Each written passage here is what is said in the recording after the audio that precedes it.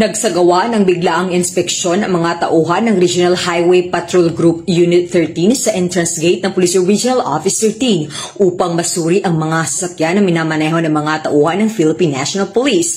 Nito lamang Agosto 29, 2025, sinuri ng HPG 13 katuwang ang Integrity Monitoring and Enforcement Group ang mga pulis na nagmamaneho ng mga four-wheeled vehicles at motorsiklo upang matiyak na lahat ay may balidong driver's license, updated na rehistro at iba pang kinakailangang dokumento. Batay sa ulat ng HPG 13 ay umabot sa 70 sasakyan kabilang na ang mga motorsiklo na papasok at palabas ng Pro 13 headquarters ang kanilang sinuri.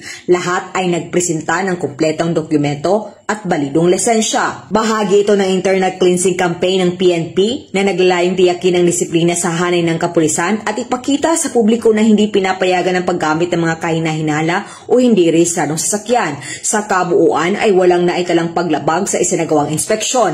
Patunay na maayos at disiplinado ang hanay ng Pro 13 sa pagsunod sa batas, trapiko at regulasyon.